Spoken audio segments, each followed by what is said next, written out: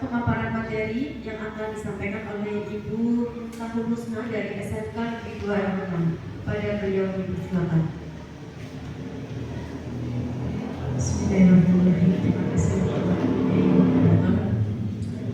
Bapak Ibu semuanya. Sebelum saya memulai presentasi, masih semangat semuanya? Terima kasih. Mohon izin Bapak Mentor. Sebelumnya saya ingin berpantun dulu ya. Itu untuk cakep, boleh? Oke ya. Di atas kusen ada buah durian. Masak cumi dicampur nasi. Untuk Bapak Ibu guru yang keren-keren, izinkan saya untuk maju presentasi. Assalamualaikum warahmatullahi wabarakatuh. Yang terhormat Bapak Setianto selaku mentor dan Kepala SMK Negeri 1 Bumi Jawa, yang kami hormati Bapak dan Ibu guru semuanya, peserta orientasi angkatan 11 gelombang 58 sampai 62. Pertama-tama marilah kita panjatkan puji syukur kehadirat Allah Subhanahu wa taala yang telah melimpahkan rahmat dan nikmatnya kepada kita semua, sehingga pada hari ini kita bisa melaksanakan seminar dalam keadaan sehat walafiat. Amin amin ya rabbal alamin. Kedua kalinya sholawat serta salam tetap tercurah limpahkan kepada junjungan kita Nabi Muhammad sallallahu alaihi wasallam yang kelak kita akan mendapatkan syafaatnya di yaumul qiyamah. Amin amin ya rabbal alamin. Bapak Ibu semuanya dan Bapak Mentor yang saya hormati, di sini saya akan menyampaikan, memaparkan, menjelaskan seminar orientasi pengenalan nilai dan etika P3K SMK Negeri 2 Adiwarna Pemerintah Provinsi Jawa Tengah tahun 2024.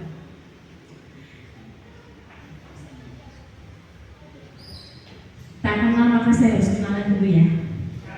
Nama lengkap saya Miftahul Husna. Mungkin saya sering dikira cowok Bapak Ibu, tapi cewek ini berkerudung. Kemudian saya bekerja di SMK Negeri 2 Adiwarna dengan mengaku mapel bahasa Indonesia. Domisili saya ada di Desa Kubu, Kecamatan Duguturi. Itu sekian perkenalan dari saya. Kemudian di sini ya, rencana hasil kerja atasan ada 4. Mohon maaf barangkali kurang jelas di situ.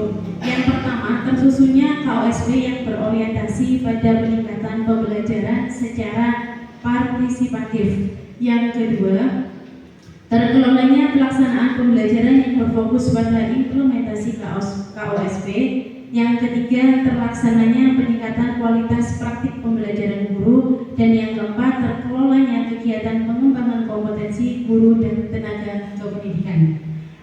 Nah, saya di situ berarti bekerja di SMK Negeri 2 Adiwarna, kemudian jabatannya sebagai guru mata pelajaran bahasa Indonesia, dan masa kontrak saya selama 5 tahun. Semoga akan selanjutnya ya Bapak Ibu. Kemudian selanjutnya di sini berdasarkan RHK atasan, saya mengambil 2 RHK. Yang pertama, terlaksananya pembelajaran melalui perencanaan dan perangkat penilaian atau asesmen yang mengacu pada kurikulum operasional satuan pendidikan KOSP. Dan RHK yang kedua, meningkatnya kompetensi melalui peran sebagai peserta pelatihan mandiri sesuai model kompetensi guru kepala sekolah atau pengawas sekolah. Nah, untuk RHK yang pertama, dari aspek kuantitas, indikator kinerja individu saya itu dokumen KBM dengan target 2 dokumen. Apa saja kegiatan saya untuk menempuh target tersebut? Yang pertama, menyiapkan dokumen presensi kehadiran. Yang kedua, menyiapkan media pembelajaran. Output kegiatannya, ketika kegiatan menyiapkan dokumen presensi kehadiran, saya menyiapkan presensi kehadiran tentunya. Kemudian menyiapkan media pembelajaran, saya pun menyiapkan media pembelajaran. Nah, di sini berkaitan dengan penerapan nilai-nilai berakhlak, saya melakukan presensi setiap kali pertemuan dengan cermat. Yang kedua, saya menggunakan lembar kerja peserta didik, kemudian alat atau permainan yang saya gunakan sebagai media pembelajaran. Nah, tadi kuantitas dokumen KBM 2 dokumen. Nah, di sini dokumentasinya berupa presensi kehadiran, kemudian media pembelajaran yang saya gunakan, contohnya ketika permainan. Kemudian penerapan nilai-nilai berakhlak, saya melakukan presensi setiap kali pertemuan dengan cermat, termasuk core value atau nilai-nilai berakhlaknya akuntabel. Kemudian saya menggunakan LKPD dan permainan sebagai media pembelajaran. Kemudian tadi aspek pertama kuantitas, aspek yang kedua adalah kualitas. Presentase capaiannya 100%, kemudian aspek waktunya, ketepatan waktu pelaksanaan kegiatan selama 1 tahun. Nah, kemudian dari itu RHK yang pertama, sekarang RHK yang kedua. RHK yang kedua meningkatnya kompetensi melalui peran sebagai peserta pelatihan mandiri sesuai model kompetensi guru, kepala sekolah, dan atau pengawas sekolah. Aspek kuantitas, kemudian indikator itu dokumen pelatihan, kemudian targetnya 3 dokumen, kemudian diadakan juga ada kegiatan tahapan, ada output kegiatan dan penilaian penerapan nilai-nilai berakhlak. Nah, untuk mencapai di kegiatan dan tahapan pada RHK yang kedua, saya menyusun jadwal rencana pelatihan mandiri, kemudian melaksanakan pelatihan mandiri sesuai rencana yang telah ditentukan. Kemudian nanti output kegiatannya akan mendapatkan sertifikat PMM. Kemudian ini salah satu contohnya untuk PMM-nya. Kemudian penerapan nilai-nilai berakhlak. Saya membuat jadwal pelatihan mandiri yang sesuai dengan jadwal mengajar, itu akuntabel. Kemudian saya melaksanakan pelatihan mandiri sesuai dengan waktunya, karena di dalam PMM kan ada kriteria batas waktunya dalam pekerjaan, itu kompeten. Kemudian aspeknya untuk RHK yang kedua, kualitas presentase 100%, kemudian waktunya ketepatan waktu pelaksanaan kegiatan selama kurang lebih 1 tahun. Jadi itu yang saya ambil 2 RHK yang saya presentasikan pada seminar pada hari ini. Demikian presentasi saya. Apabila ada kurang lebihnya saya mohon maaf. Saya kembalikan ke moderator dan Bapak Mentor untuk memberikan penguatan. Baik, terima kasih kepada pemateri yang telah memaparkan laporannya. Untuk acara selanjutnya yaitu sesi tanya jawab. Silakan kepada para peserta untuk dapat menanyakan. Monggo.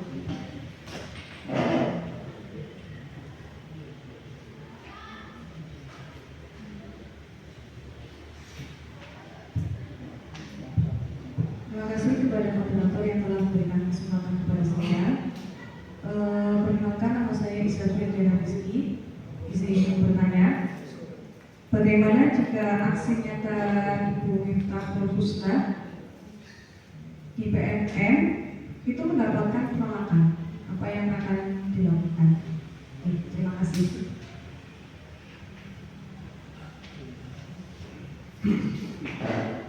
Baik, terima kasih untuk Bu Iza atas pertanyaannya. Saya ingin menjawab, Bu. Tentu pertanyaan Bu Iza sama juga yang dialami Bapak Ibu guru semuanya, ya. Pasti sudah berkali-kali mengalami penolakan, betul apa tidak? Termasuk saya juga. Nah, pengalaman saya ketika aksi nyata PMM saya mengalami penolakan, ya, saya juga hampir 3 kali mengalami penolakan, ya. Lebih sakit hati daripada ditolak mata nih Bapak Ibu. Jadi langkah pertama saya tentu saya perbaiki karena di situ kan ada saran dari pihak PMM ya, entah adminnya atau bagaimana. Tentu saya perbaiki, entah apa itu salah padahal sudah saya cek juga benar semuanya. Nah setelah saya perbaiki kemudian saya unggah kembali. Tetapi jika ada penolakan yang kedua kalinya maka saya akan mengajukan banding. Dan ternyata dalam hitungan menit sudah keluar sertifikatnya Bapak Ibu. Monggo barangkali ada yang masih mengalami penolakan bisa ajukan banding saja, meskipun saya ajukan bandingnya pun tidak satu kali Bapak Ibu, beberapa kali.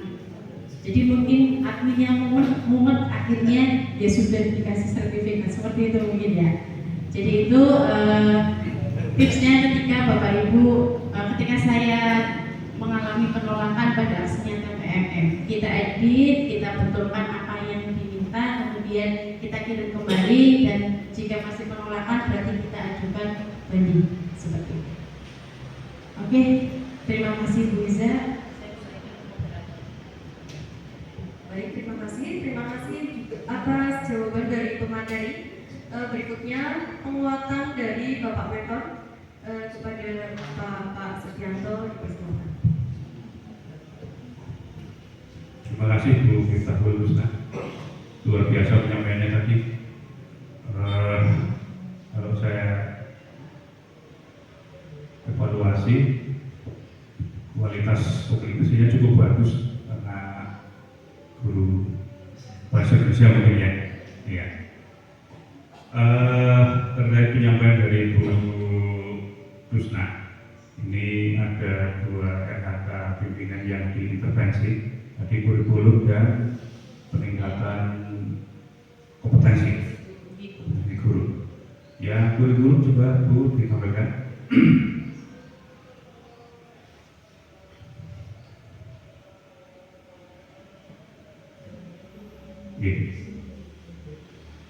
Ada yang kotak.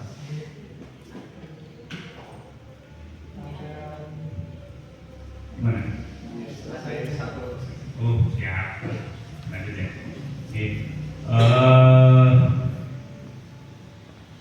Indikator kinerja individu dokumen KPM. Terus targetnya ada 2 dokumen, yaitu dokumen presensi kehadiran dan media pembelajaran. Dari RHK yang diintervensi ini, kalau saya cermati penerapan nilai berakhlak ini melakukan presensi setiap kali pertemuan dengan cermat. Jadi kalau kita melihat rambu-rambu dari penerapan nilai berakhlak seperti yang saya sampaikan tadi kan ada 7 ya. Ada orientasi pelayanan, ada akuntabel, kompeten, harmonis, loyal, adaptif, dan kolaboratif. Sehingga mungkin kalau harus menyebutkan indikatornya, kalau saya melakukan presensi setiap kali pertemuan dengan cermat ini sepertinya kok lebih ke harmonis juga. Saya menggunakan kata PD dan permainan sebagai media pembelajaran. Harmonis juga barangkali bisa ditambahkan nanti untuk penerapan nilai berakhlak ini kaitannya orientasi pelayanan. Boleh harmonis dan orientasi pelayanan itu. Terus untuk RHK yang kedua